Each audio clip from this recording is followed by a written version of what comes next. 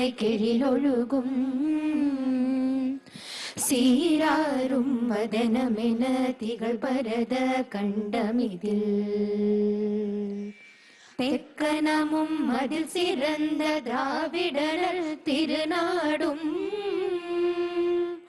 தக்க சிறு பிறை நுதலும் தரித்தனரும் திலகமுமே அத்திலக வாசனை போல் அனைத்துலகும் இன்பமுற எத்திசையும் புகழ் மணக்க இருந்த பெரும் தமிழனங்கே தமிழனங்கே உன் சீரிழமை திறம் வியந்து செயல் மறந்து வாழ்த்துதுமே வாழ்த்துதுமே வாழ்த்துதுமே.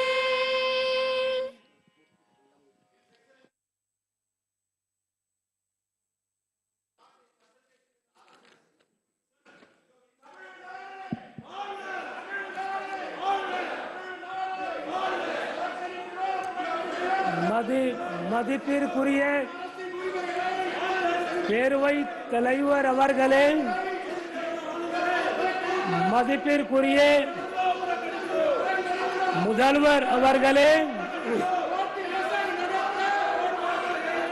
மரியாதைக்குரிய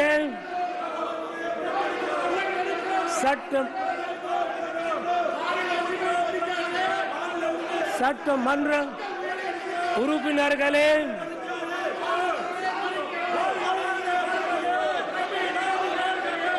சட்ட பேரவை அலுவலர்களே,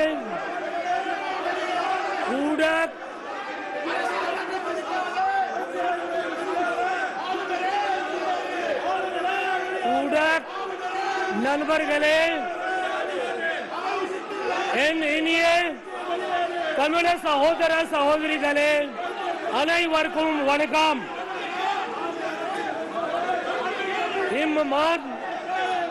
மன்றத்தில்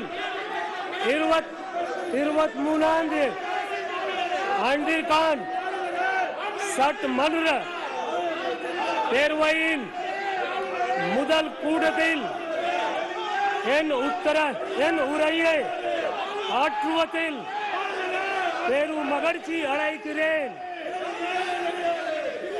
என் இனிய தமிழ சகோதர சகோதரிகளுக்கும் மன்றத்தில் உள்ள அனைவருக்கும் ஆங்கில புத்தாண்டு வாழ்த்துக்களையும்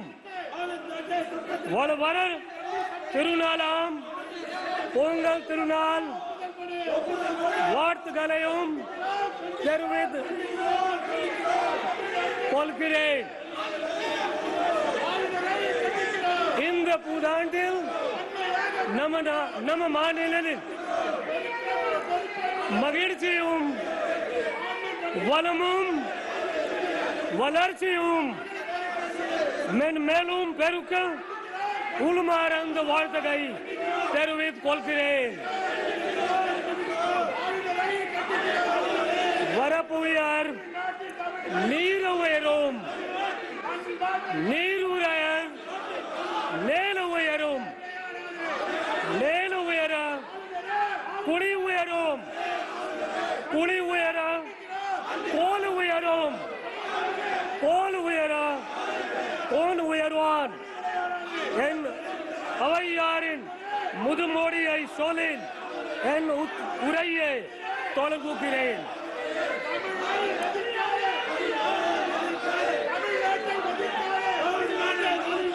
In the past 50 years, Tamil Nadu has grown significantly in multiple sectors to become a pioneering state in the country. During the 1960s, Tamil Nadu was lagging behind in social, economic, educational and health indicators when compared to other bigger states. However, today it stands tall as a leader among all states.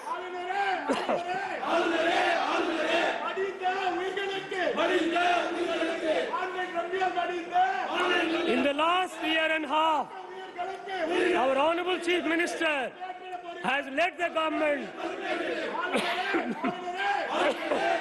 on this development path through his untiring efforts and diligence.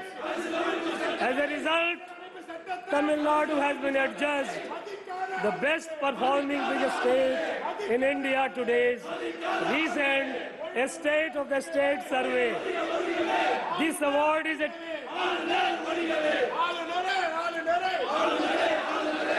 for people of Tamil Nadu to celebrate Pongal in a festive manner. The Honorable Chief Minister has ordered the distribution of ₹1,000 as cash assistance, 1 kilogram raw rice, 1 kilogram sugar, and 1 sugar cane to each of the 2.19 crore rice card holders in the state at a total cost of rupees 2,429 crore. The distribution has been inaugurated by the Honorable Chief Minister.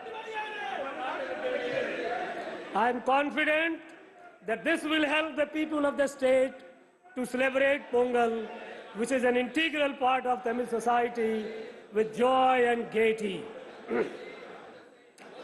This government's deft management of Manda cyclone and northeast monsoon minimized damages in Chennai city to a great extent. In particular, construction of a stormwater drains for a length of 261 kilometers, another flood mitigation projects worth rupees 1,335 crore in Chennai city and peri-urban areas were sanctioned by this government.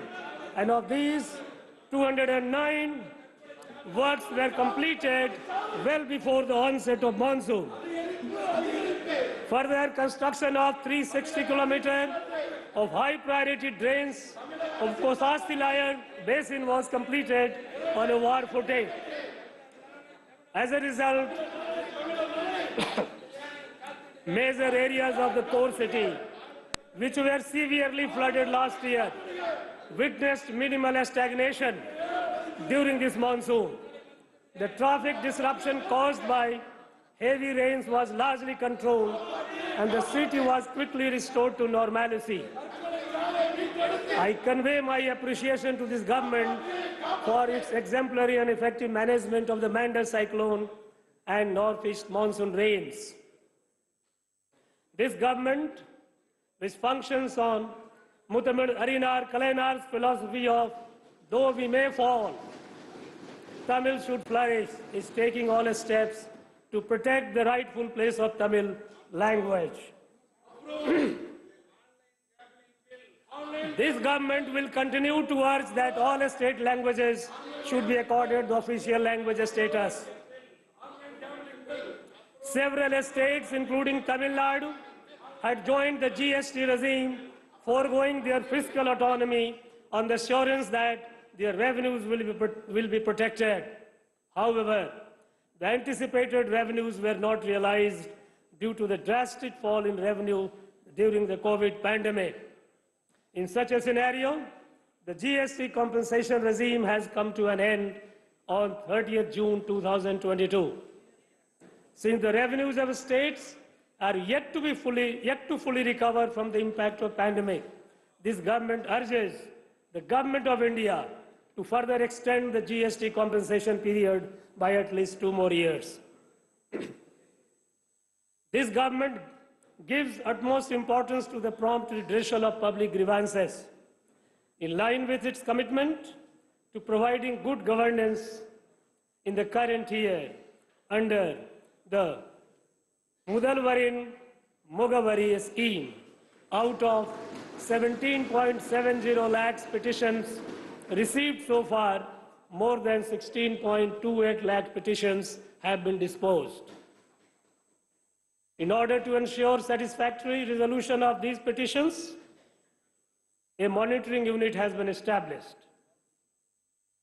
In order to provide opportunities to the global Tamil diaspora to learn Tamil language and preserve Tamil culture, the government has established Tamil Parappurai Kadagam. The non-resident Tamils Welfare Board has been set up to act as a bridge between non-resident Tamils and their motherland and to protect their interest. As a part of these initiatives, this government has declared January 12 as Non-Resident Tamils Day, which is being celebrated. January 12 is also the National Youth Day and is the birthday of our great patriotic saint and leader Swami Vivekananda. Due to the economic crisis and resultant food shortage in Sri Lanka, the government of Tamil Nadu extended humanitarian assistance to Sri Lankans and sent rice, milk powder, and life-saving medicines worth rupees 174 crore. The aid extended by the government of Tamil Nadu in these trying times has been widely appreciated. Due to the economic crisis, 216 Sri Lankan Tamils have come to Tamil Nadu and have been accommodated in camps where they are being provided with food, clothing, and basic amenities. This government is continuously taking measures to prevent drug smuggling, including a stringent enforcement of law and awareness creation among people.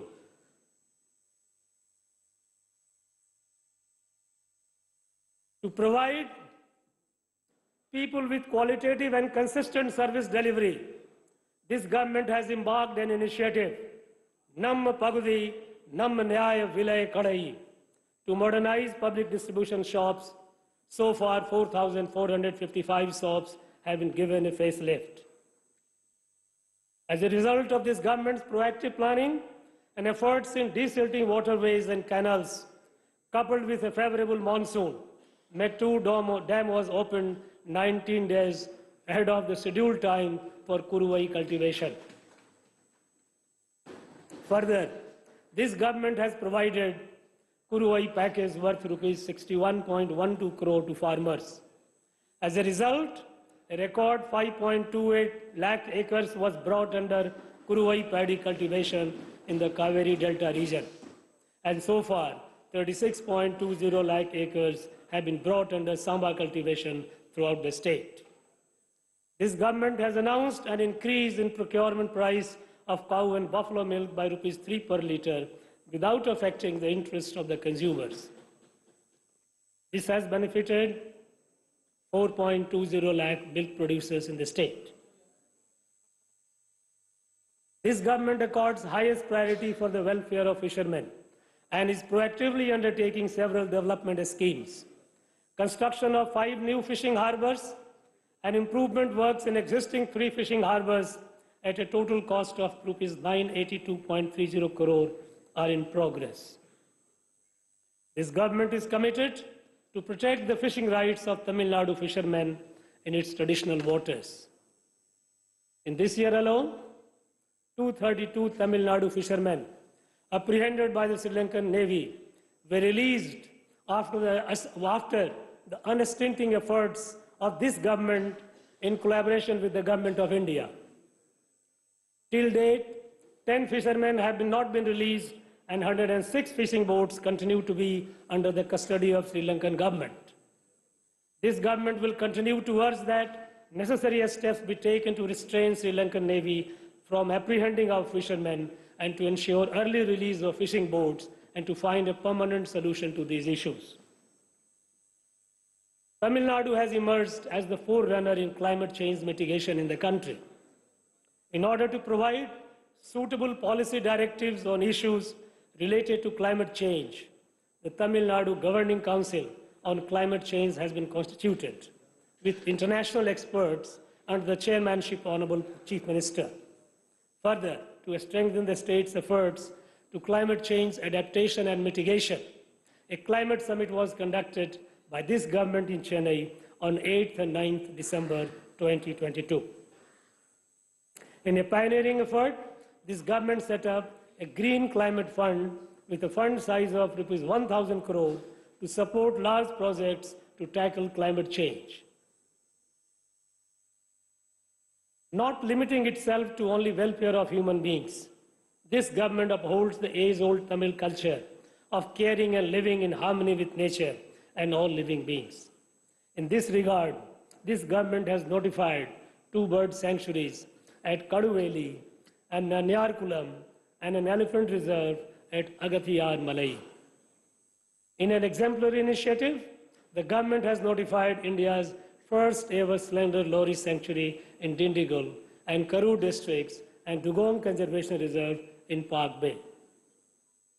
The government is taking steps to protect the critically endangered state animal Nilgiri Tar and has sanctioned Project Nilgiri Tar at a cost of rupees 25.14 crore.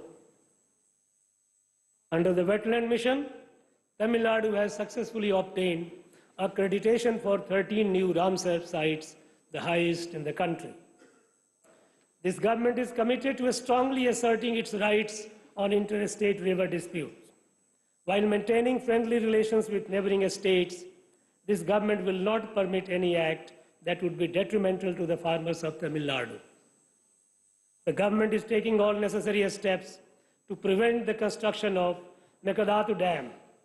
The reservoir level in Mullaperia Dam is presently at 142 feet, and the government is taking all efforts to further increase it. This government urges that a water disputes tribunal may be constituted at the earliest as per the orders of the Honorable Supreme Court on the issue of unauthorized diversion of water from Penayar River by Karnataka. With the objective of ensuring water security in the state, this government has been expeditiously implementing 6 large schemes at a total cost of rupees 1,334.10 crore. As a result, 2.59 TMCFT of storage capacity will be added and 6.92 TMCFT of storage will be reclaimed. Due to constant monitoring by this government, the long pending projects Tamirabarani, Karumaniyar, Nambiar, and Athikadavu Avinasi are nearing completion. Tamil Nadu continues to be a top performer in various health indicators in the country. It has substantially reduced the infant mortality rate and maternal mortality ratio and has already achieved the Sustainable Development Goals for the year 2030 in this respect. To address the increasing burden of non-communicable diseases, Makkalai Thedi Marutuvam, a scheme was launched by this government to provide free home-based healthcare services at people's doorsteps. So far, 1.01 crore people have availed services in comfort of their homes under this program. This government had launched a noble scheme, Inuir Kapom, Nammai Kakum, Napatetka, a first of its kind initiative in the country to provide free emergency medical care to all during the first 48 hours of an accident occurring in Tamil Nadu. Under this scheme, so far 1.35 lakh accident victims have availed free of cost treatment worth rupees 120.58 crore in 679 hospitals across the state. As a result, countless precious lives have been saved. Recently, few countries have witnessed a spurt in COVID cases due to a new variant of Omicron virus. This government, which successfully handled the second and third waves of COVID in collaboration with the Government of India, has set up adequate health infrastructure in the state and has taken all precautionary measures to tackle future challenges. This government considers that the NEET exam system is highly disadvantageous to poor rural students and infringes on the rights of state governments. A committee headed by Justice A.K. Rajan was constituted to study the issue. Based on the recommendations of the committee, a draft bill to exempt medical students in Tamil Nadu from NEET exam was passed in the Assembly and sent for presidential assent. Since all clarification requested, the bill have been provided this government seeks expeditious approval of the same. To bridge learning losses that occurred due to COVID, this government is implementing one of the largest learning outreach programs Ilam Tedi Kalavi, a path-breaking initiative in the country. With the help of 2 lakh volunteers, this program has benefited over 34 lakh students of classes 1 to 8. A study conducted by the world-renowned research organization JPAL has observed that Ilam Tedi Kalvi has significantly contributed towards recovery of learning losses of up to 25% in a span of 6 months. I am happy to inform that these results were presented at the Transforming Education Summit held alongside the United Nations General Assembly meetings and were widely appreciated. To ensure that all primary school children are able to read with comprehension and perform basic arithmetic operations by 2025, this government is implementing the Ennum Edudum program. It is the avowed objective of this government to ensure holistic development of every student through quality education. To achieve this objective, Yerasiriyar Anubalagan School Development Scheme has been launched to modernize government schools and upgrade infrastructure over the next 5 years with an allocation of Rs 1,430 crore in the current year. In addition, the Honorable Chief Minister has announced that 7,200 new classrooms will be constructed with an outlay of Rs 1,050 crore.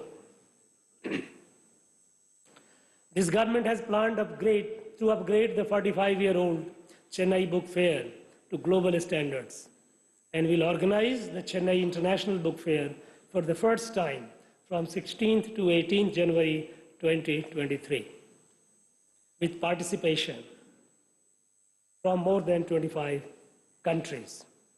The objective of the book fair is to facilitate knowledge and copyright exchange between Tamil publishers and the global publishing industry.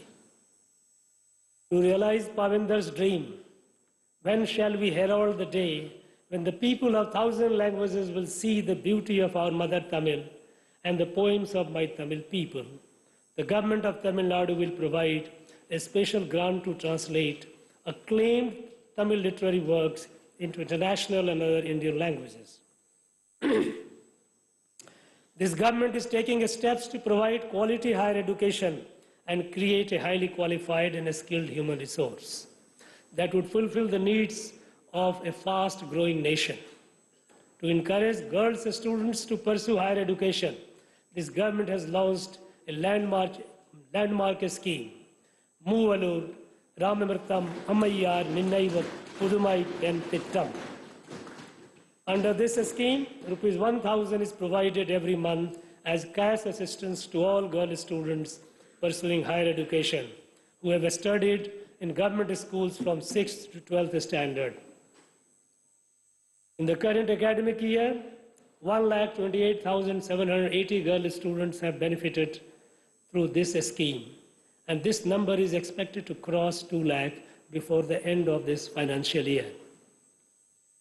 As a result of this scheme, the enrollment of girl students from government schools and colleges has increased considerably during the current academic year as compared to the previous academic year. To meet the needs of industry, new courses have been introduced in polytechnic colleges. Further, this government has begun women-friendly diploma courses to increase their employment opportunities. Civil and mechanical engineering diploma courses are being imparted in Tamil medium from the current academic year. For the first time in the country, this government has successfully conducted the International Chess Olympiad in Chennai, which was attended by around 1,800 sportspersons and delegates from over 180 nations. The event was inaugurated by the Honorable Prime Minister of India. The meticulous and efficient organization of the event by the government was lauded by one and all. I appreciate the government of Tamil Nadu for having spectacularly conducted this international event in such a short span of time, much to the acclaim and admiration of the world. The Chief Minister's Cup has been announced by the government to promote sporting events across the state. In these competitions, school and college students differently abled persons, government servants and public in 5 categories comprising both men and women will take part in various sports competitions, including athletics, football, kabaddi, and silambam. These competitions will be held throughout the state. A global technology and innovation summit, UMAZIN, will be held for the first time in Chennai in March 2023. It will bring together tech companies, investors, academia, and policymakers on a single platform, and will provide new vigor and fillip to the technology industry. The Noon Meal Scheme, which was introduced by the Justice Party in 1920 in Chennai Corporation, has been expanded over a period of time and has today become a model for the entire country. It has been instrumental in ensuring enrollment and retention of large number of students in schools. Despite having aspirations to learn, many students are unable to concentrate in studies as they come hungry to schools in the morning without eating breakfast. To address this problem, the Chief Minister's breakfast scheme has been launched, which adds a new dimension to the Noon Meal Scheme. In the first phase, this scheme is being implemented in 1,545 government primary schools, benefiting 1.14 lakh students daily.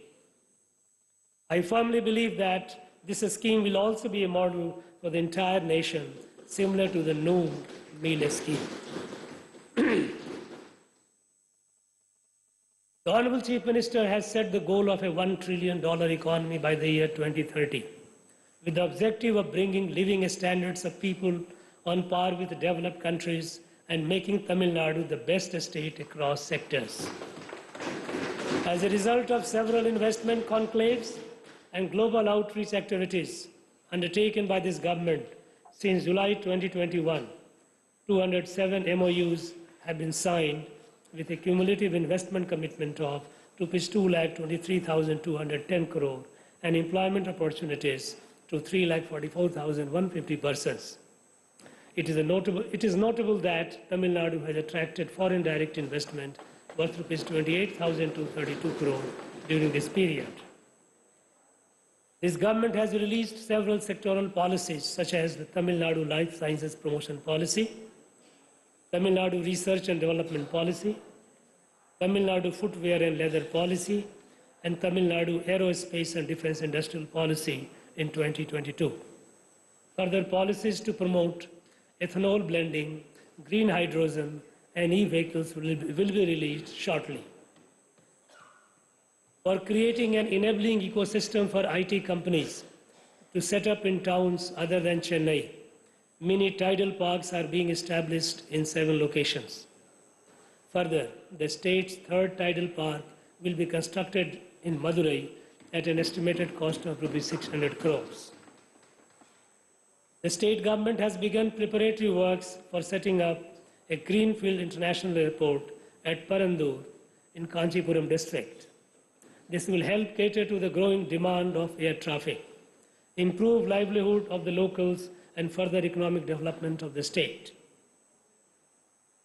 The MSME sector, which had been severely affected during COVID, has been a remarkable recovery owing to the multi-pronged interventions of the government. There has been an increase in bank credit to MSME by 20% and in the number of loan accounts by over 19% in the first half of this financial year. After this government assumed office, over 16,000 self-employment projects worth Rs 2,344 crore have been provided assistance. In addition, the government has opened 5 new industrial estates for MSMEs in the current year. The Tamil Nadu Startup and Innovation Mission has created a conducive ecosystem for startups in the state. The number of registered startups in the state has doubled since May 2021. Further, as a first in the country, a special fund of Rs 30 crore has been sanctioned to support SC/ST startups, and this has ensured inclusivity in the state's startup ecosystem. With a view to upgrade the skills and qualifications of our youth to international standards, this government has launched the Non-Mudalavan initiative. To bridge the gap in academia-industry linkage, students are being offered industry-relevant employability-oriented courses and internship programs. As part of this unique initiative, so far, 3 lakh students from engineering colleges have undergone these courses, and another 4.5 lakh students from arts and science colleges will also be benefited. The scheme aims to ensure that students secure employment commensurate with their educational qualifications and are industry ready by the time they complete their studies. This government is fully committed to deliver all basic amenities, improve infrastructure, and alleviate poverty through livelihood promotion schemes in rural areas. The Anait Gram Anna Marumalarchi Tittam has been relaunched by this government to ensure equitable and holistic development of all rural habitations. In 2022-23, works are being undertaken in 2,544 panchayats at a total cost of Rs 1,155 crore. This government has undertaken works to renovate Periyar Ninaiva Samatwapurams, which was established by Mutamil Harinar Kalanar with a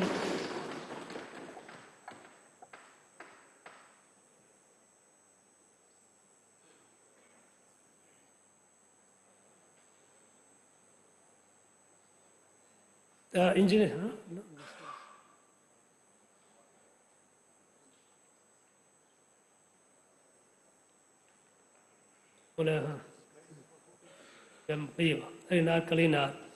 With a lofty vision of fostering communities to live together in unity and brotherhood. In the first phase, 149 Samatwapurams have been taken up for renovation at a cost of Rs 190 crore, and the works will be completed shortly. Similarly, to upgrade infrastructural amenities in urban areas, the Honorable Chief Minister had announced in the previous Assembly session that a length of 20,990 kilometers of urban roads will be developed at a cost of Rs 9,588 crore in the next 4 years. These works are in progress and will be completed at the earliest. The government has sanctioned Rs 122 crore to dispose legacy waste through biomining in an environment-friendly manner, and steps are being taken to reclaim wasteland in 53 sites. So far, 369 acres of land have been reclaimed and are being transformed into green spaces. In order to fulfill the drinking water needs of citizens, this government has sanctioned 103 combined water supply schemes at an estimated cost of Rs 15,734 crore under the Jal Jeevan Mission.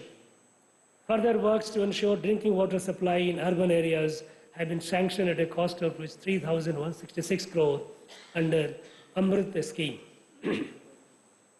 As a result, 1.64 crore people across the state will be benefited. With a view to ensure planned urbanization in cities, 6 new urban development authorities have been established. As Chennai and its surrounding areas are developing at a fast pace, it is essential to facilitate economic growth by ensuring provision of basic amenities in such urban agglomerations. Towards this end, this government has announced a 5-fold expansion of the Chennai metropolitan area to 5,904 square kilometers. The Chennai Unified Metropolitan Transport Authority was constituted in 2010 for preparation of transportation plans and institutional coordination across agencies and departments involved in urban mobility in the Chennai metropolitan area. This government has revived this body, which had been defunct for several years. The first meeting of this authority was conducted under the chairmanship of Honorable Chief Minister last November.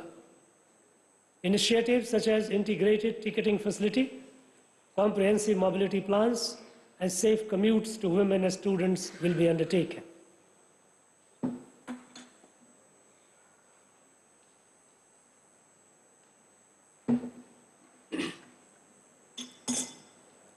This government recognizes the importance of plant growth in surrounding areas of Chennai to ensure sustainability of the city's fast-paced growth. In this regard, Chennai Metropolitan Development Agency is embarking on a pioneering effort to create a new growth cluster through land pooling in Madampakkam, spanning 600 acres. Land will be pooled with the consent of landowners and classified based on their uses to promote plant development, while ensuring that the benefits of development are shared with the landowners. Majority of the landowners have given their willingness to participate in this project, and the works will be completed shortly. In the next phase, a satellite town is proposed to be created near Mamlapuram along East Coast Road, following the same model. The upgradation of ECR as a 4-lane road, coupled with development of this satellite town, will anchor future growth of the Chennai metropolitan area. The government is taking several steps to ensure quality and safe road networks across the state, which are imperative for economic growth. This government has sanctioned 2,263 new works under the Comprehensive Road Infrastructure Development Program at a cost of Rs 5,582 crore. New works for converting 131 causeways to high-level bridges at a cost of Rs 560 crore, construction of bypasses at a cost of Rs 142 crore, and 8 railway overbridges at a cost of Rs 327 crore have been taken up in the current year.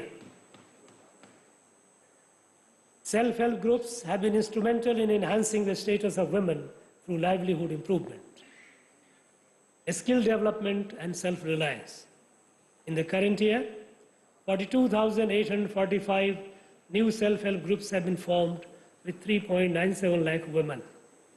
So far, bank credit has been given to 3.07 lakh self-help groups to the tune of Rs 16,949 crore in the current financial year.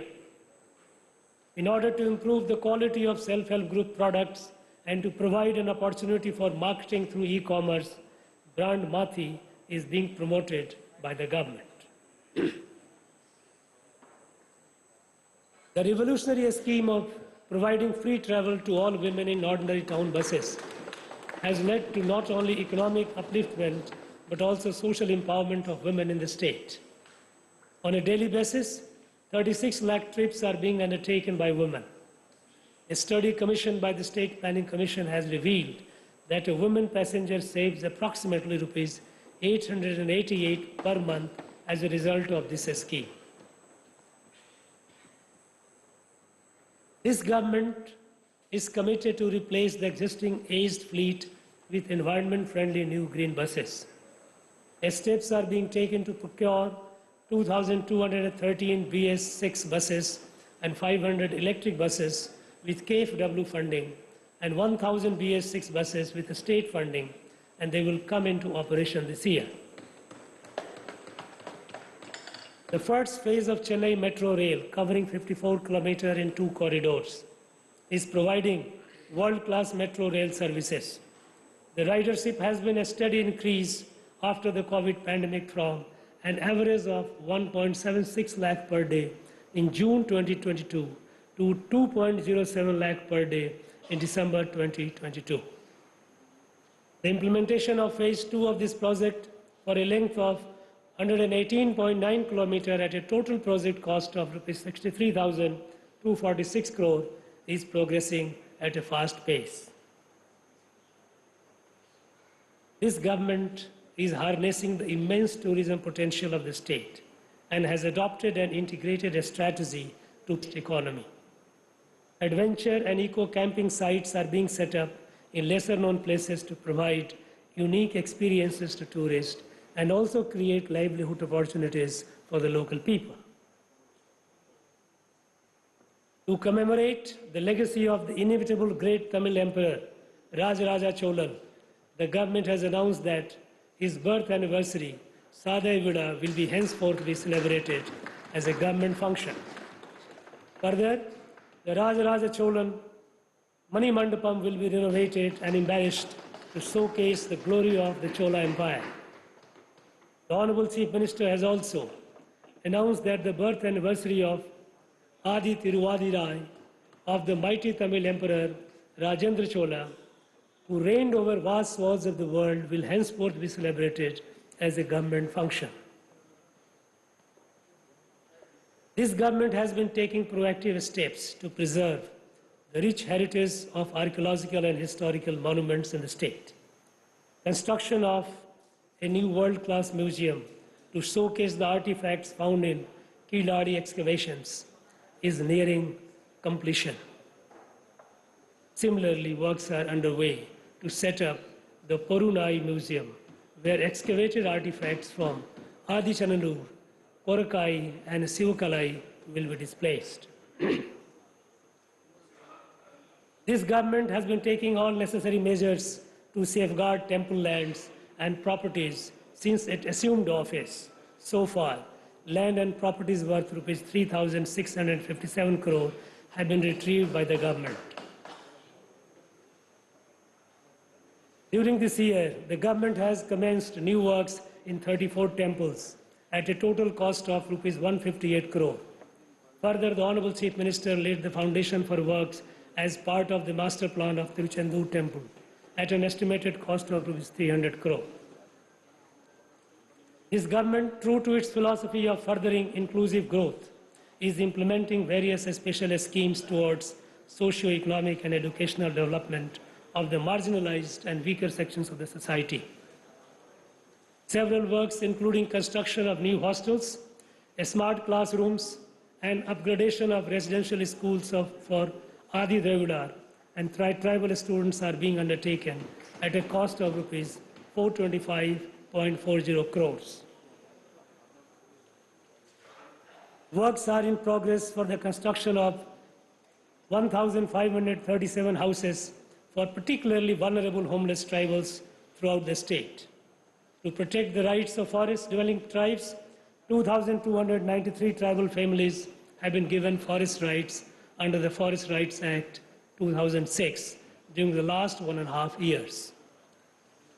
Tamil Nadu has adopted a unique reservation system to further social justice in the state and ensure advancement of socially backward classes.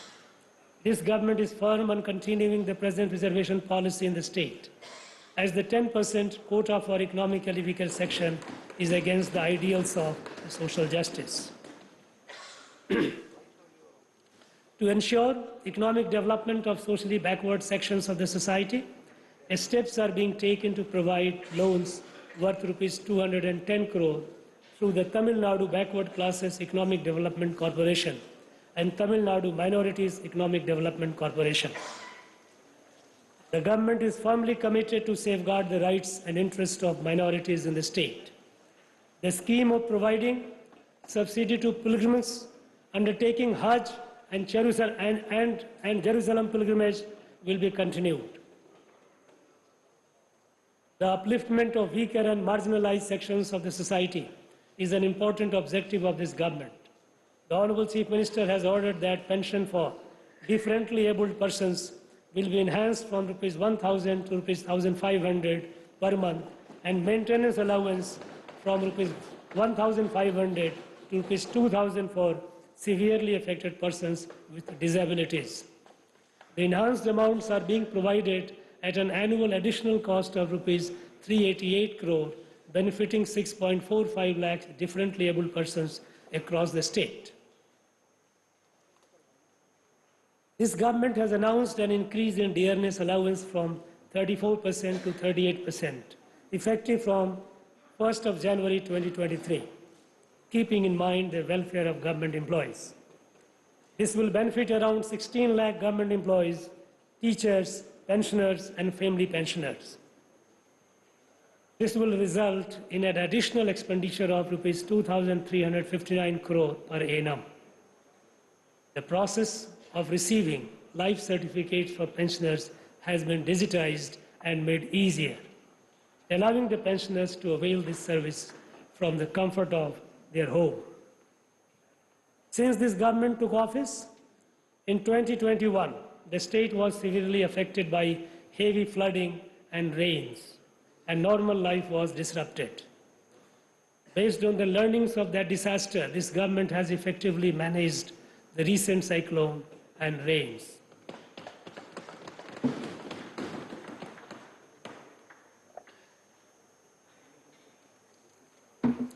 The state's economy was in doldrums due to several reasons, including COVID.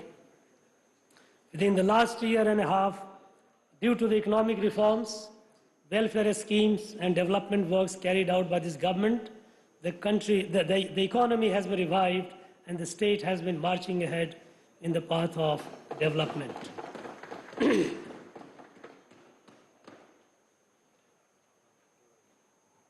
This government is tirelessly striving to achieve the twin objectives of welfare of Tamils and prosperity of Tamil Nadu. This government will overcome any challenges in achieving this goal and successfully take Tamil Nadu on a high growth trajectory.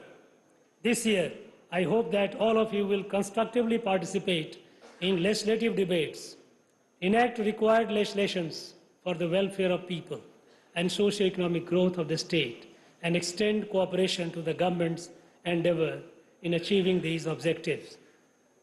I once again wish everyone a very happy New Year and Pongal, and conclude my address with the immortal words of Mahakavi Bhartiyar. Valiye Santamilar, Valaga Nattamilar, Valiye Bharatmani Tirunadu, Valaga Bharatam Jai Hind.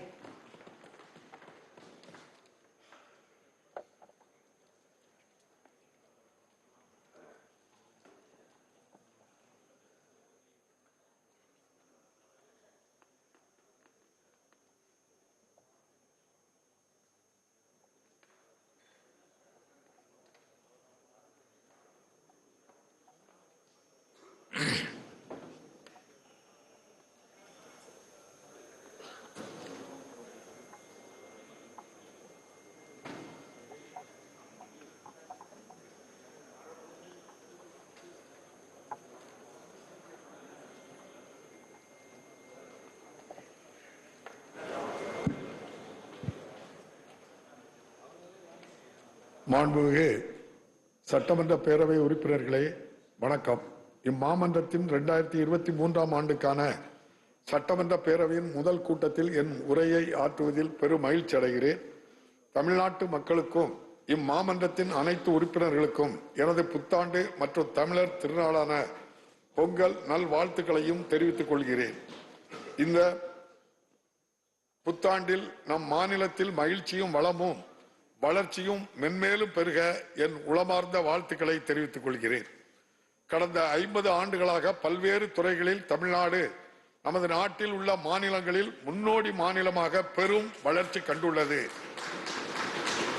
1960களில் இந்தியாவின் மற்ற பெரிய மாநிலங்களோடு ஒப்பிடும்போது சமூக, பொருளாதார, கல்வி, மருத்துவ குறியீடுகளில் பின்தங்கி இருந்த தமிழ்நாடு இன்று அனைத்து மாநிலங்களுக்கும் முன்னோடியாக உயர்ந்து நிற்பதற்கு முதற் காரணம் இக்காலகட்டத்தில் சமூக நீதி, சமத்துவம், சுயமரியாதை, பகுத்தறிவு ஆகிய கொள்கைகளை அடித்தளமாக கொண்டு இங்கு கட்டமைக்கப்பட்டுள்ள மிகச்சிறந்த ஆட்சி முறையே அனைவரையும் உள்ளடக்கிய இந்த வளர்ச்சி கோட்பாட்டின் விளைவாகவே பிரதமரின் பொருளாதார ஆலோசனை குழு அண்மையில் மாநிலங்களின் வளர்ச்சி நிலை குறித்து ஆய்வு செய்து வெளியிட்டுள்ள சமூக வளர்ச்சி குறியீட்டு அறிக்கையில் சோசியல் ப்ராக்ரஸ் இண்டெக்ஸ் 63.3 புள்ளிகளை பெற்று இந்தியாவின் பெரிய மாநிலங்களில் தமிழ்நாடு முதலிடம் பெற்றுள்ளது.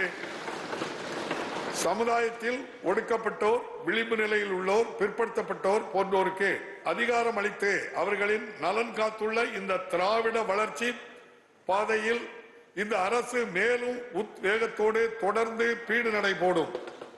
இந்த வளர்ச்சி பயணத்தில் கடந்த 1.5 ஆண்டுகளாக நமது மாண்புமிகு முதலமைச்சர் அவர்கள் அயராது உழைப்போடும் அக்கறையோடும் இந்த அரசை வழிநடத்தி வந்துள்ளார்கள்.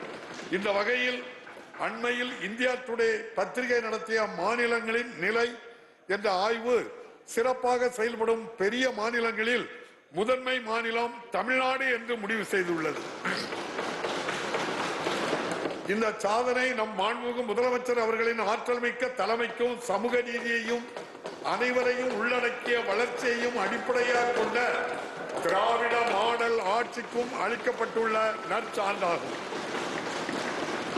திராவிட மாடல் ஆட்சிக்கும் அளிக்கப்பட்டுள்ள நற்சான்றாக இந்தியாவே இதை ஏற்றுக்கொள்கின்ற வகையில் உள்ளது.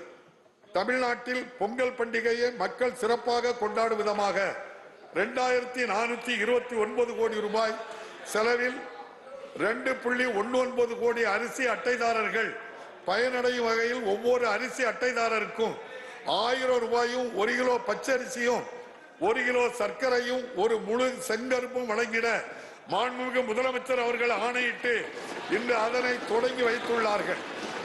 தமிழ்நாட்டு மக்கள் அனைவரும் உவகையுடன் தமிழர் திருநாளை கொண்டாடிட இது பெரிதும் உதவும் என நான் நம்புகிறேன்.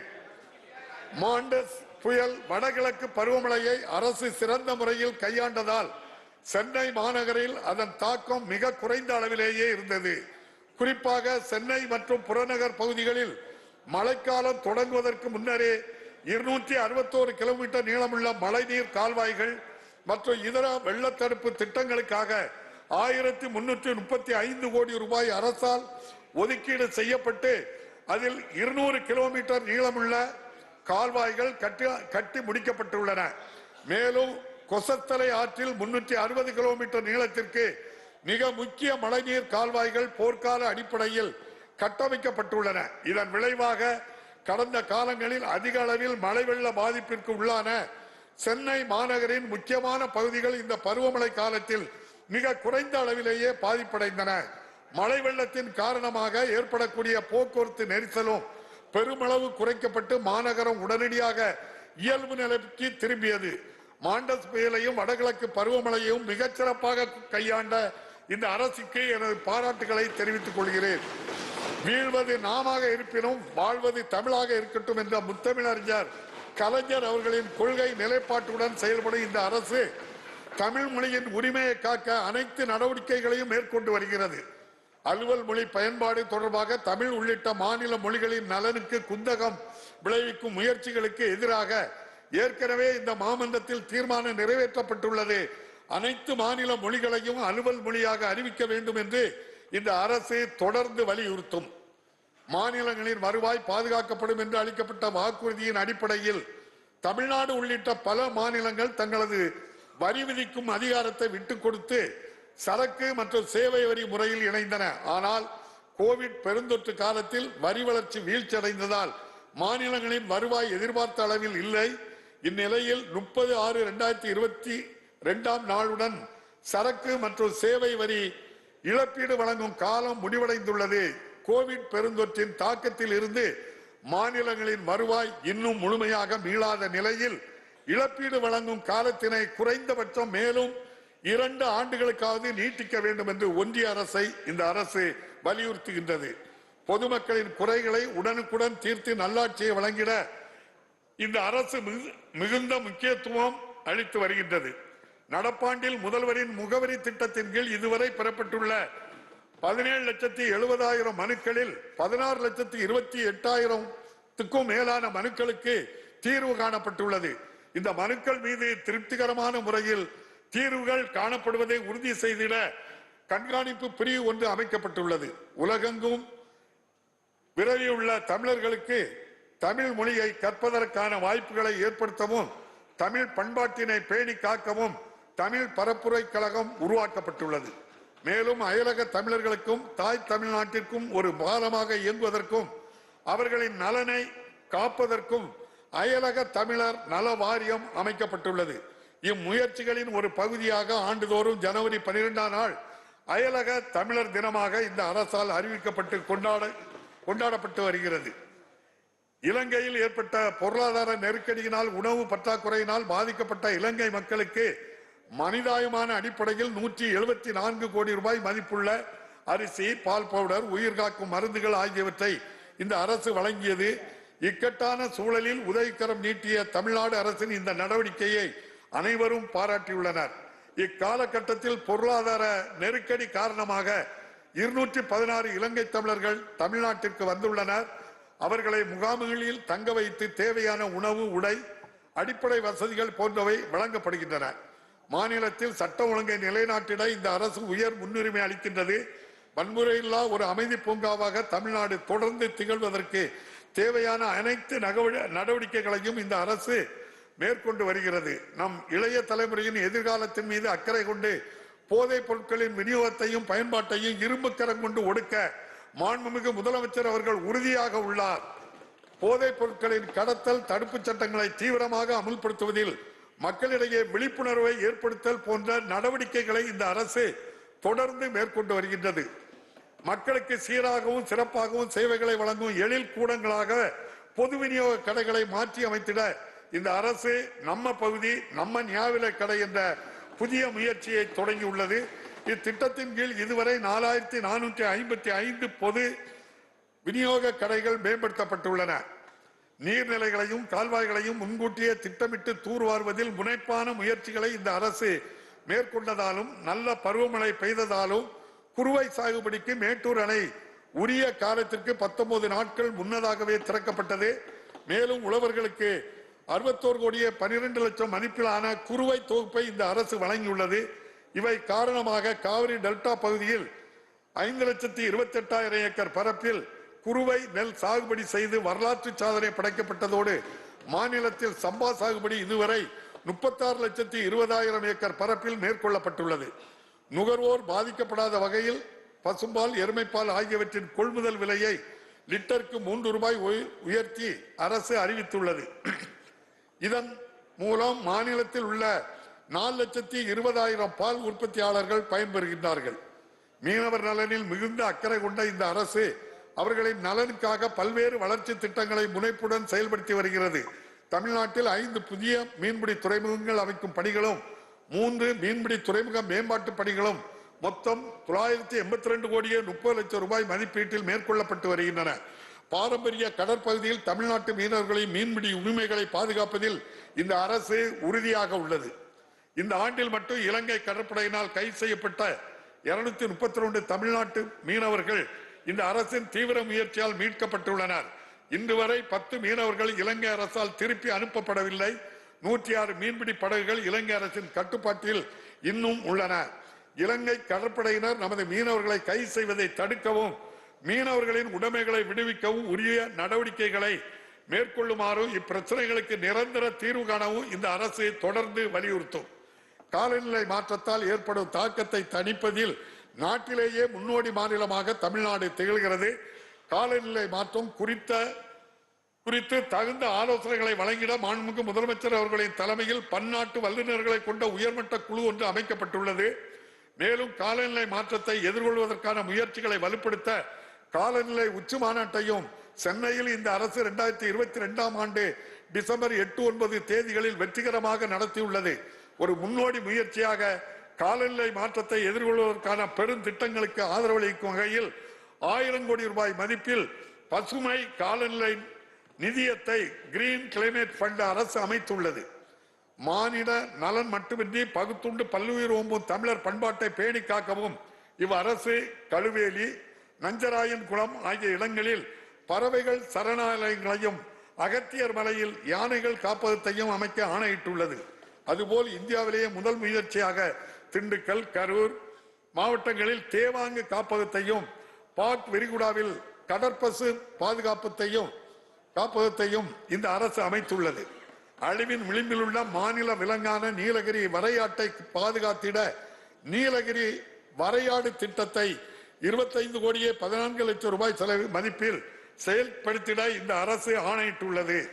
ஈரநில இயக்கத்தின் வெட்லாண்ட் மிஷன் கீழ் 13 புதிய ராம்சர் தளங்களுக்கான அங்கீகாரத்தை பெற்று நாட்டிலேயே முதல் நிலையை தமிழ்நாடு எட்டியுள்ளது. அண்டை மாநிலங்களுள் நட்புறவை பேணும் அதே வேளையில் மாநிலங்களுக்கு இடையே பாயும் நதிகளின் நீர் பிரச்சனைகளில் நம் உரிமைகளை பாதுகாத்திட இந்த அரசு உறுதியாக உள்ளது. தமிழ்நாட்டின் உழவர் பெருமக்களை பாதிக்கும் எந்த நடவடிக்கையும் இந்த அரசு ஒருபோதும் அனுமதிக்காது. மேகதாது அணை கட்டுவதை தடுக்க தேவையான நடவடிக்கைகளை அரசு மேற்கொண்டு வருகிறது.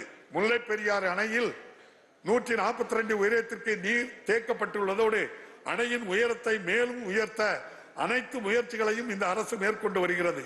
பெண்ணையாற்றில் இருந்து கர்நாடக மாநிலம் அனுமதியின்றி தண்ணீரை திசை திருப்பும் பிரச்சனையில் மாண்புவகை உச்சநீதிமன்றத்தின் உத்தரவுப்படி நதிநீர் தீர்ப்பாயத்தை விரைந்து அமைத்திட இந்த அரசு வலியுறுத்துகிறது. மாநிலம் முழுவதும் நீர் பாதுகாப்பை உறுதி செய்யும் வகையில் 1334.10 கோடி ரூபாய் மதிப்பீட்டிலான 6 பெருந்திட்டங்களை இந்த அரசு விரைந்து செயல்படுத்தி வருகிறது. இதன் பயனாக 2.59 டிஎம்சி அளவிற்கு கூடுதல் நீரை சேமிக்கவும் 6.92 டிஎம்சி நீரை திரும்ப மீட்டெடுக்கவும் இயலும். அரசின் தொடர் கண்காணிப்பின் விளைவாக நீண்ட காலமாக நிலுவையில் உள்ள தாமிரபரணி, கருமேனியாறு, நம்பியாறு திட்டம் மற்றும் அத்திக்கடவு, அவிநாசி திட்ட பணிகள் முடிவடையும் தருவாயில் உள்ளன. நாட்டிலேயே பல்வேறு சுகாதார குறியீடுகளில் தமிழ்நாடு தொடர்ந்து முன்னிலை வகித்து வருகின்றது. குழந்தை இறப்பு வீதம் தாய்மார்களின் இறப்பு வீதத்தை பெருமளவில் குறைத்துள்ளது. 2030 ஆண்டில் எட்டப்பட வேண்டிய நீடித்த நிலையான வளர்ச்சி இலக்குகளை தமிழ்நாடு ஏற்கனவே எட்டியுள்ளது. அதிகரித்து வரும் தொற்று அல்லாத நோய்களின் பாதிப்பை போக்கும் வகையில் மக்களின் வீட்டிற்கே சென்று கட்டணமின்றி மருத்துவ சேவைகளை வழங்குவதற்காக மக்களை தேடி மருத்துவம் என்ற முன்னோடி திட்டத்தை இந்த அரசு தொடங்கியுள்ளது. இத்திட்டத்தின் கீழ் இதுவரை 1,00,00,000 லட்சம் மக்கள் தங்கள் வீட்டிலேயே சிகிச்சை பெற்று பயனடைந்துள்ளனர். தமிழ்நாட்டில் விபத்து நேர்ந்த முதல் 48 மணி நேரத்தில் அவசர மருத்துவ சேவையை அனைவருக்கும் கட்டணமின்றி வழங்குவதற்காக நாட்டிலேயே முதன்முறையாக இன்னுயிர் காப்போம் நம்மை காக்கும் 48 என்ற உன்னத திட்டத்தை இந்த அரசு அறிமுகப்படுத்தியுள்ளது. மாநிலம் உள்ள 679 மருத்துவமனைகளில் இதுவரை 1,35,000 விபத்துக்குள்ளானவர்களுக்கு 120,58 லட்சம் ரூபாய் மதிப்பிலான சிகிச்சைகள் எவ்வித கட்டணமும் இன்றி வழங்கப்பட்டுள்ளன.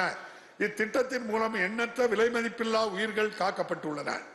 அண்மையில் சில நாடுகளில் ஒமிக்ரானின் உருமாறிய ஒரு புதிய வகை வைரஸ் காரணமாக கோவிட் தொற்று வேகமாக பரவி வருகிறது. கோவிட் பெருந்தொற்றின் 2வது 3வது அலைகளை வெற்றிகரமாக எதிர்கொண்ட இந்த அரசு மாநிலத்தில் போதிய மருத்துவ கட்டமைப்புகளை தயார் நிலையில் வைத்து எதிர்வரக்கூடிய சவால்களை எதிர்கொள்ள தேவையான அனைத்து தடுப்பு நடவடிக்கைகளையும் மேற்கொண்டுள்ளது. நீட் தேர்வு முறையானது கிராமப்புற ஏழை மாணவர்களை மிகவும் பாதிப்பதாகவும் மாநில அரசுகளின் உரிமைகளை பறிப்பதாகவும் அமைந்துள்ளது என்பதை கருத்தில் கொண்டு இது குறித்து ஆய்வு செய்வதற்காக நீதியரசர் ஏ கே ராஜன் அவர்களின் தலைமையில் ஒரு குழுவை அமைத்து அந்த குழுவின் பரிந்துரைகளின் அடிப்படையில் நீட் தேர்வில் இருந்து தமிழ்நாட்டில் மருத்துவ மாணவர் சேர்க்கைக்கு விலக்கு அளிப்பதற்கான சட்ட முன்வடிவை இந்த சட்டமன்றத்தில் நிறைவேற்றி குடியரசுத் தலைவரின் ஒப்புதலுக்கு அனுப்பி வைத்துள்ளோம். இச்சட்டம் குறித்து கோரப்பட்ட விளக்கங்கள் அனைத்தும் வழங்கப்பட்டுள்ள நிலையில் இந்த சட்ட முன்வடிவிற்கான ஒப்புதலை விரைந்து வழங்க இந்த அரசு வலியுறுத்துகிறது. கோவிட் பெருந்தொற்றினால் ஏற்பட்ட கற்றல் இழப்பை ஈடு செய்ய நாட்டிற்கே முன்னோடியாக மாபெரும் கற்றல் திட்டமான இல்லந்தேடி கல்வி திட்டத்தை இந்த அரசு செயல்படுத்தி வருகிறது. 2 லட்சம் தன்னார்வலர்களின் உதவியுடன் 1 முதல் 8ஆம் வகுப்பு வரை பயிலும் 34 லட்சம் மாணவர்கள் இத்திட்டத்தினால் பயன்பெறுகின்றனர். சர்வதேச அளவில் புகழ்பெற்ற ஆராய்ச்சி நிறுவனமான ஜே.பால் மேற்கண்ட ஆய்வின்படி 6 மாதங்களில் ஒட்டுமொத்த கற்றல் இழப்பில் 25% வரை ஈடு செய்யப்பட்டுள்ளதில் இல்லந்தேடி கல்வி திட்டம் பெரும் பங்கை ஆற்றியுள்ளது என்று கண்டறியப்பட்டுள்ளது. ஐக்கிய நாடுகள் சபை கூட்டங்களுடன் நடத்தப்பட்ட கல்வி மாற்றம் உச்சி மாநாட்டில் இந்த ஆய்வின் முடிவுகள் சமர்ப்பிக்கப்பட்டு அனைவராலும் பாராட்டப்பட்டதை நான் மகிழ்ச்சியுடன் தெரிவித்துக் கொள்கிறேன்.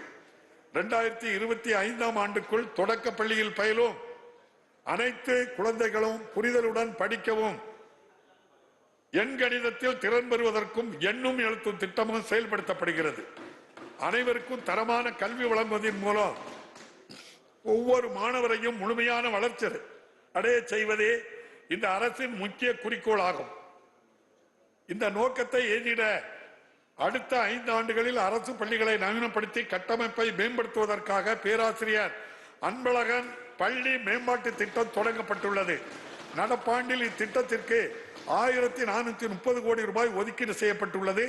மேலும் 7200 புதிய வகுப்பறைகள் 1050 கோடி ரூபாய் செலவில் கட்டப்படும் என்று மாண்புமிகு முதலமைச்சர் அவர்கள் அறிவித்துள்ளார்கள். 45 ஆண்டுகளாக நடத்தப்பட்டு வரும் சென்னை புத்தக கண்காட்சியை உலகத்திற்கு இவ்வாண்டு உலகத்தரத்திற்கு உயர்த்தும் வகையில் முதன்முறையாக சென்னை பன்னாட்டு புத்தக கண்காட்சியை 16/1/2023 முதல் 18/1/2023 வரை நடத்த தமிழ்நாடு அரசு திட்டமிட்டுள்ளது. இதில் 25க்கும் மேற்பட்ட நாடுகள் பங்கேற்க உள்ளன. தமிழ் பதிப்பாளர்களுக்கும் உலகளாவிய பதிப்பக துறைக்கும் இடையே அறிவு பரிமாற்றம், பதிப்புரிமை பரிமாற்றம் ஆகியவற்றை ஊக்குவிப்பதே இந்த புத்தக கண்காட்சியின் நோக்கமாகும். தாயெழில் தமிழை என்ற தமிழரின் கவிதை தன்னை 1000 மொழியில் காணும் நாள் எந்நாளோ என்ற பாவேந்தரின் கனவை நனவாக்கும் வகையில் தமிழ் இலக்கியத்தில் உள்ள சிறந்த படைப்புகளை உலக மொழிகளில் பிற இந்திய மொழிகளிலும் மொழிபெயர்க்க ஒரு சிறப்பு நல்கையை ஸ்பெஷல் கிராண்ட் தமிழ்நாடு அரசு வழங்கும். தரமான உயர்கல்வியை வழங்கி நாட்டின் வளர்ச்சிக்கு அத்தியாவசியமான ஆற்றல் மிக்க மனித வளத்தை உருவாக்க இந்த அரசு முனைந்துள்ளது. அந்த வகையில் தன்னை பெண்களின் உயர்கல்விக்கு வித்திடவே மூவலூர் ராமாமிர்தம் அம்மையார் நினைவு புதுமை பெண் திட்டம் என்ற முன்னோடி திட்டத்தை இந்த அரசு தொடங்கியுள்ளது.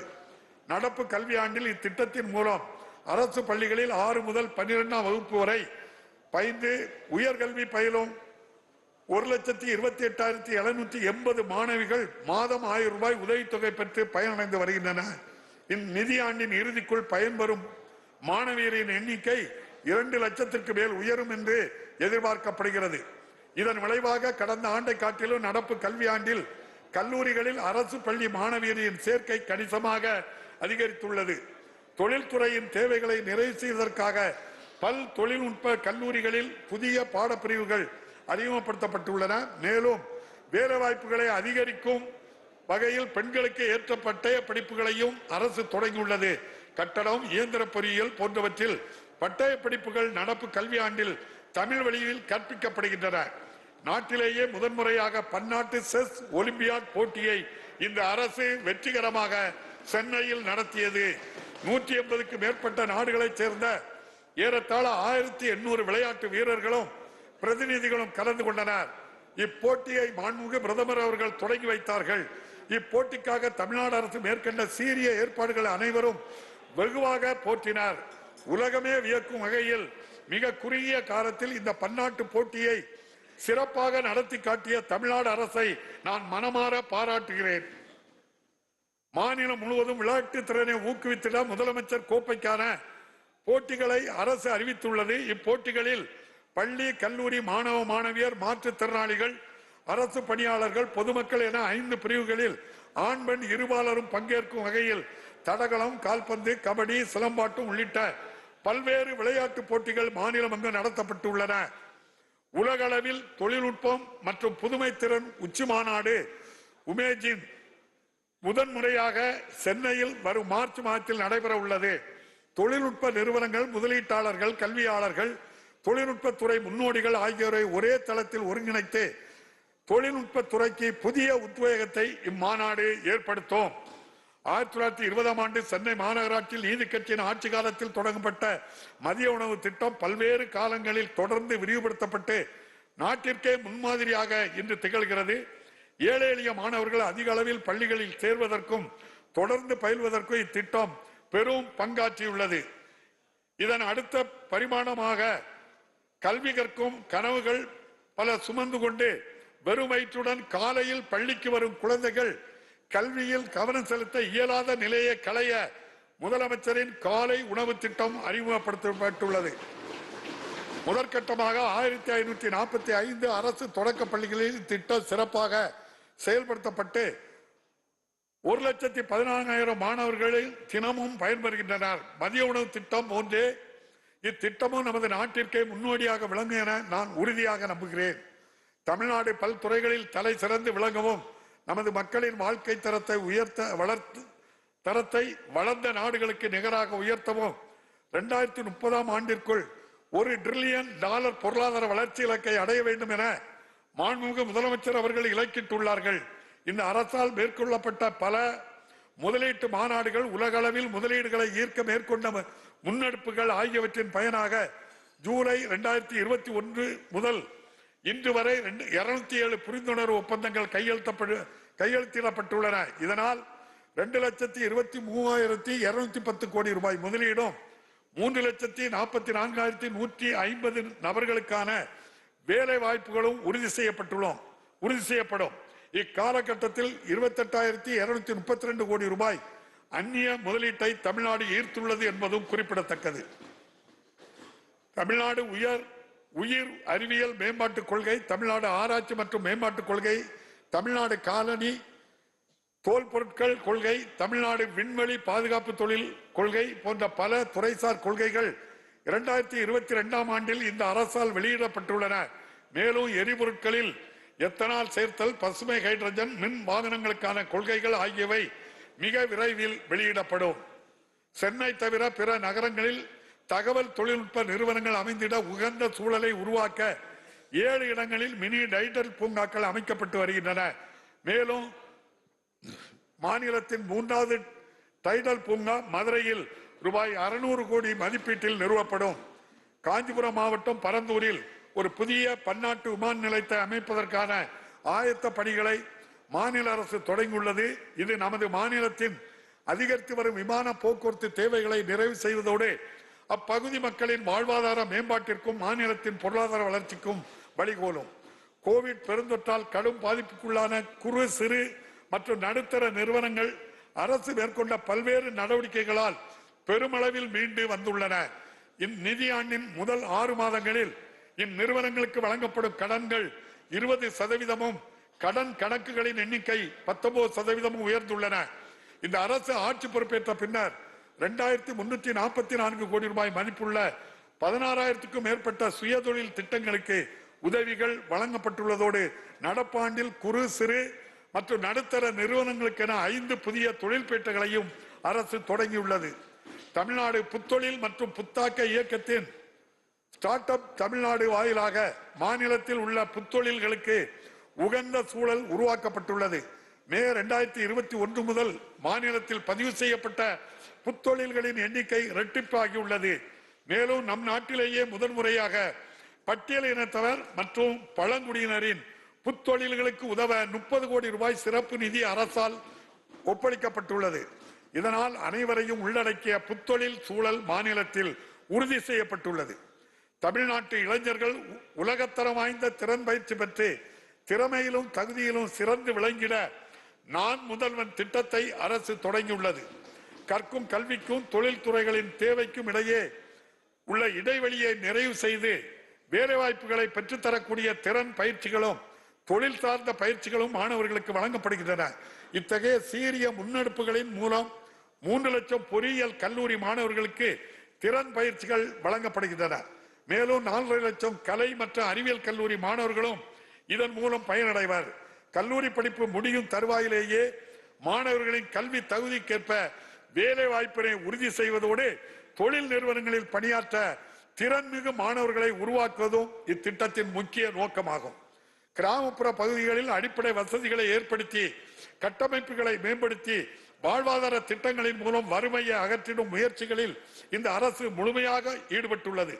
மாநிலத்தில் உள்ள அனைத்து கிராம குடியிருப்பு பகுதிகளிலும் சமமான முழுமையான வளர்ச்சியை உறுதி செய்யும் நோக்கத்துடன் அனைத்து கிராம அண்ணாமலை திட்டம் இந்த அரசால் மீண்டும் செயல்படுத்தப்பட்டு வருகின்றது.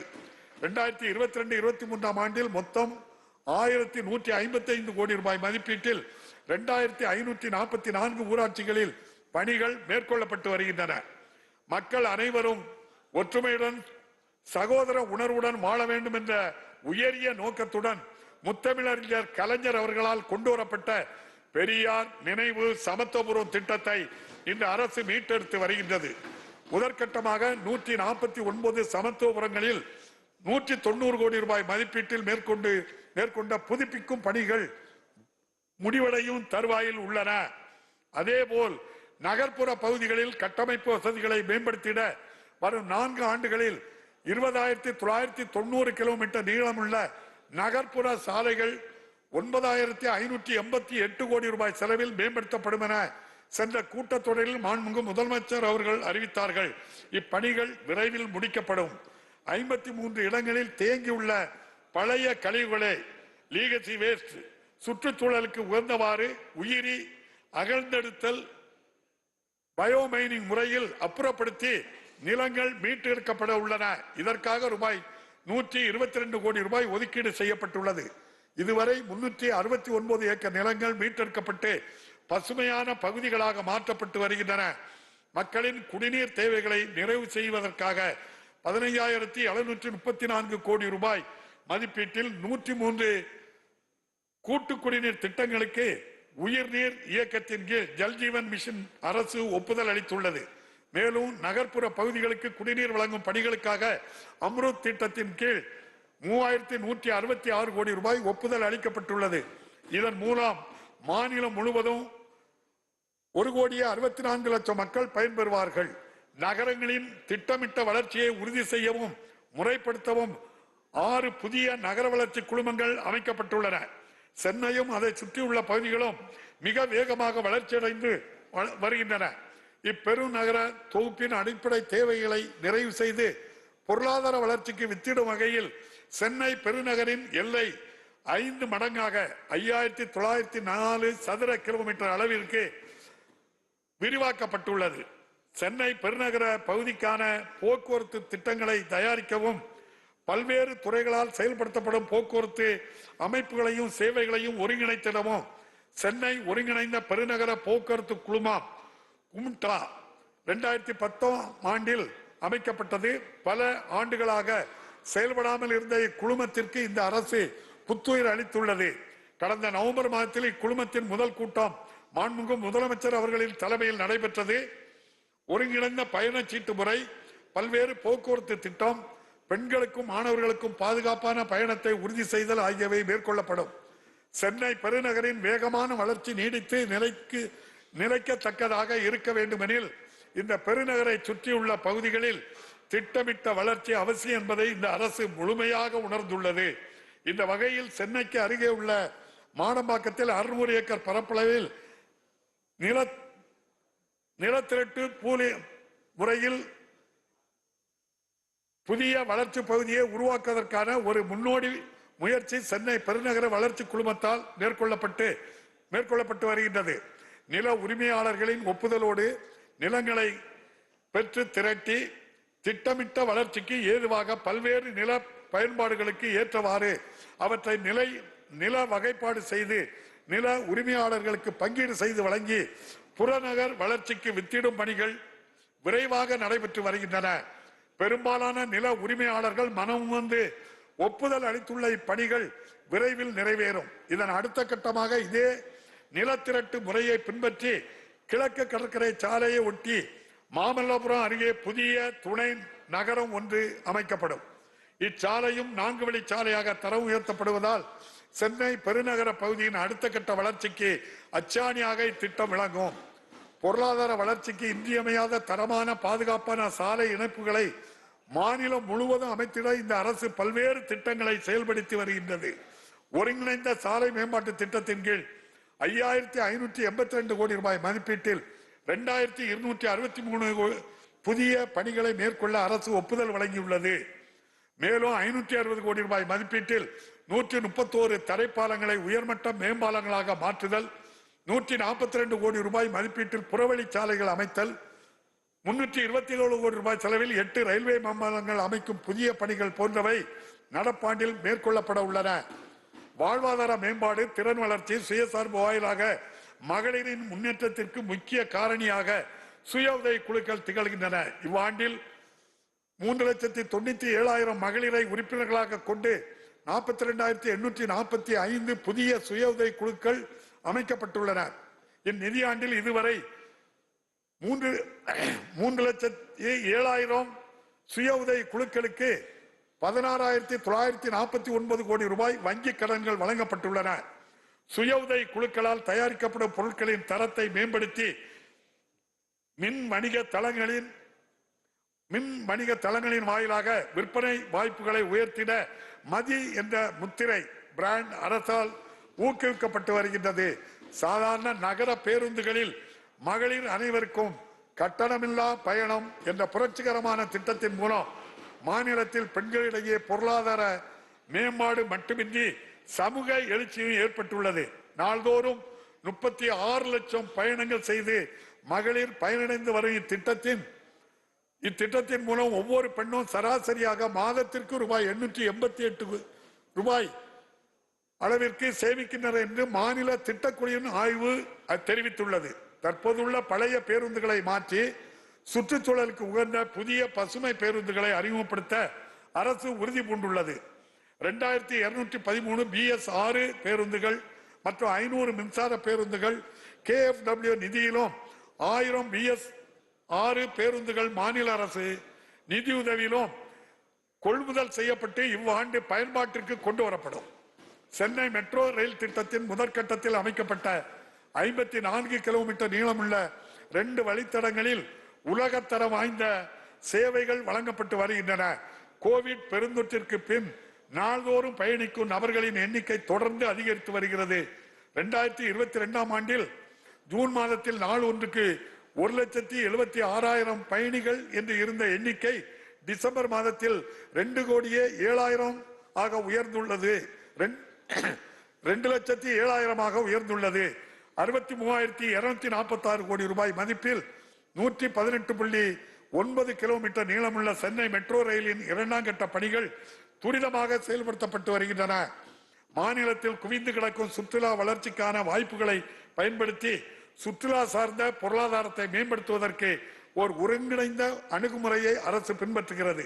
சுற்றுலா பயணிகளுக்கு தனித்துவமான அனுபவங்களை ஏற்படுத்தவும் உள்ளூர் மக்களுக்கு வாழ்வாதார வாய்ப்புகளை உருவாக்குவதற்கும் அதிகம் அறியப்படாத சுற்றுலா தலங்களில் சாகச சுற்றுலா சுற்றுச்சூழல் சுற்றுலா மையங்கள் அமைக்கப்பட்டு வருகின்றன.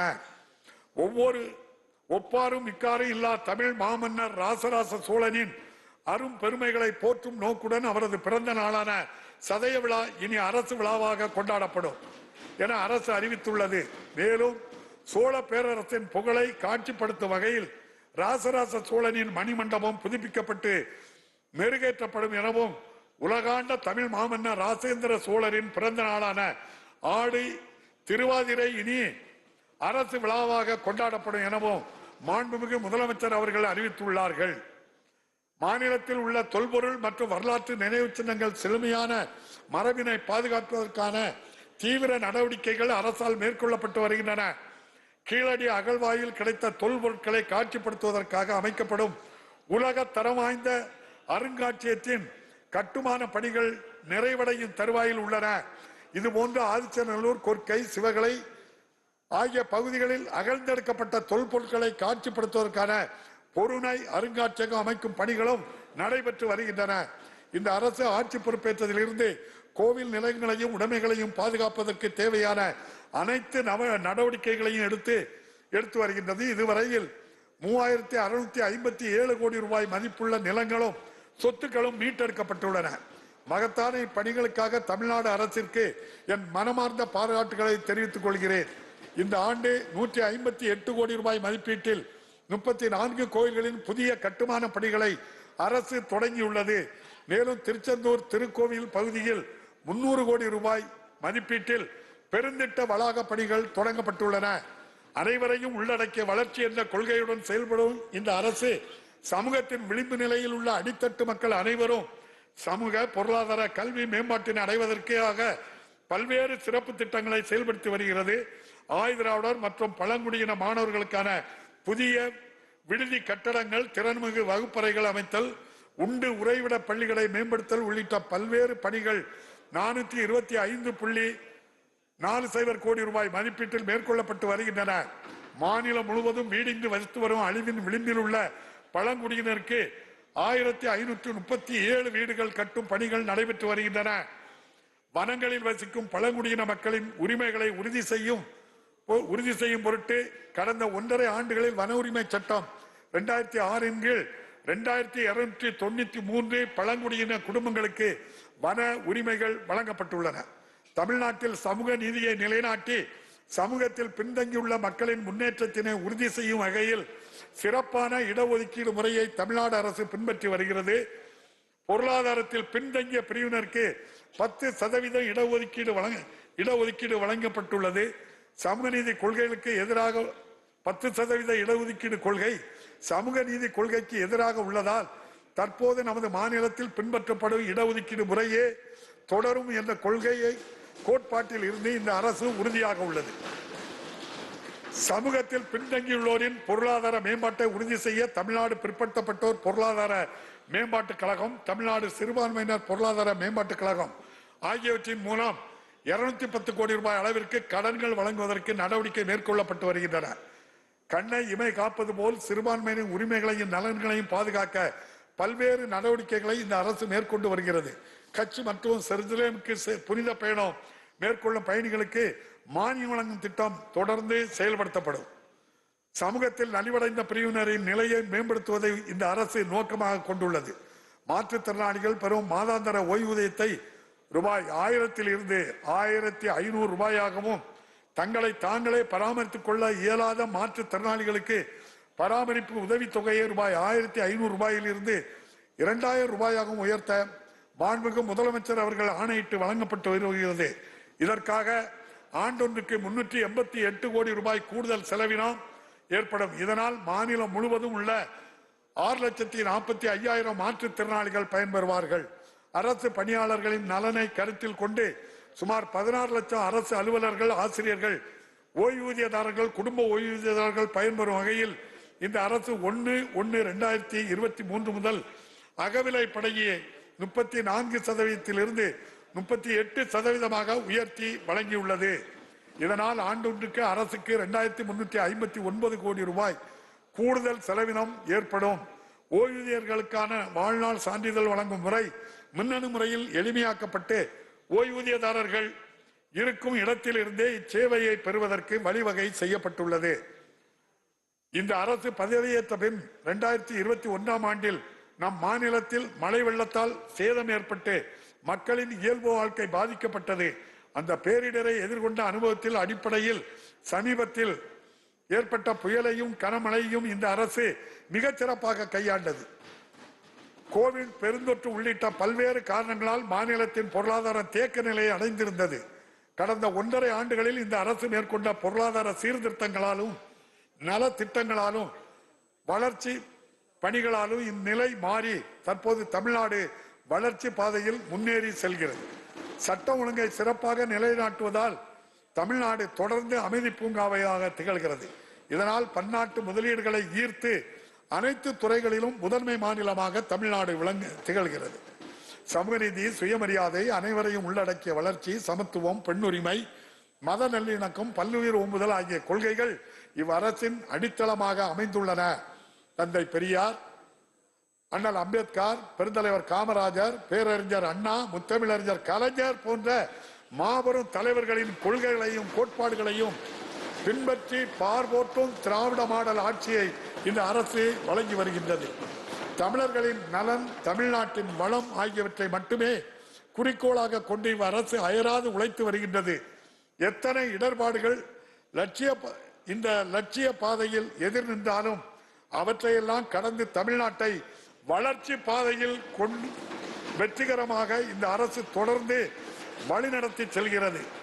இவ்வாண்டில் மக்கள் நலனுக்காகவும் மாநிலத்தின் சமூக பொருளாதார வளர்ச்சிக்காகவும் உரிய சட்டங்களை இயற்றி சட்டமன்ற விவாதங்களில் தங்களது அரிய கருத்துக்களை வழங்கி இந்த அரசின் செயல்பாட்டிற்கு நீங்கள் அனைவரும் உறுதுணையாக இருப்பீர்கள் என்று நம்புகின்றேன். அனைவருக்கும் மீண்டும் எனது புத்தாண்டு பொங்கல் நல்வாழ்த்துக்களை தெரிவித்து மகாகவி பாரதியாரின் வைர வரிகளுடன் எனது உரையை நிறைவு செய்கிறேன். வாழிய செந்தமிழ், வாழ்க நற்றமிழர், வாழிய பாரத மணித்திருநாடு. மாண்புமிகு முதல்வர் அவர்கள் மைக்கு.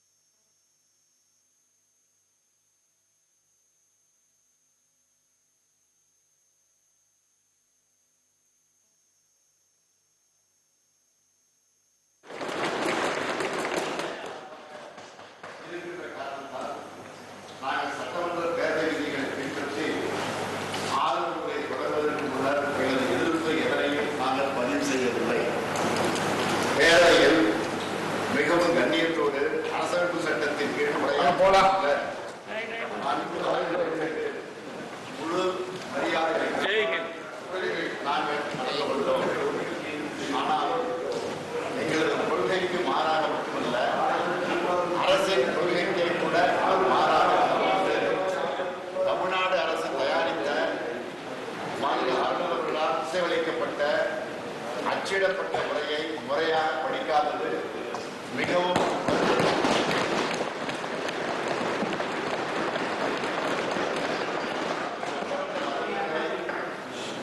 மீறிய ஒன்றாகும். ஆகவே சட்டமன்ற பேரவை விதி 17 தளர்த்தி இன்றைக்கு அச்சிடப்பட்டு மாண்பு உறுப்பினர்களுக்கு வழங்கப்பட்டுள்ள ஆங்கில முறை மற்றும் மாண்பு பேரவைத் தலைவர்களால் படிக்கப்பட்ட தமிழ் முறை ஆகியன மட்டும் அவை குறிப்பில் ஏற வேண்டும் எனும் தீர்மானத்தையும்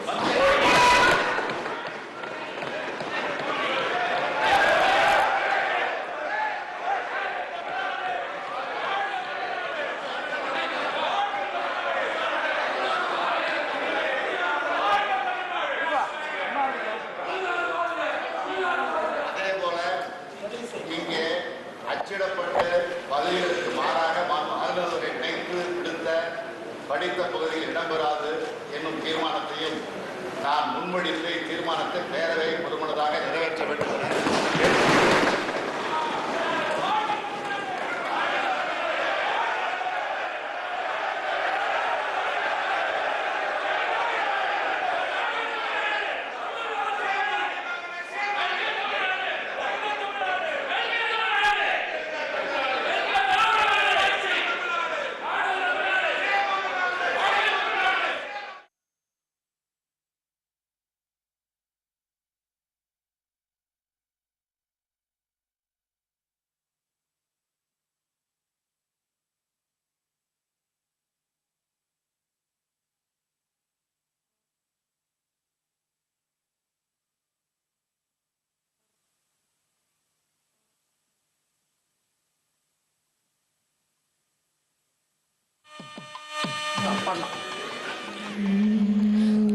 जनगण मन अधिनायक जय हे भारत भाग्य विधाता पंजाब सिंधु गुजरात मराठा द्राविड उत्कल बंगा विंध्य हिमाचल यमुना गंगा उच्चल जलधि तरंगा तव शुभ नामे जाहे तव शुभ आशीष माहे गागे तव जय गाथा जन गण मंगलदायक जय हे भारत भाग्य विधाता जय हे जय हे जय हे जय जय जय जय हे।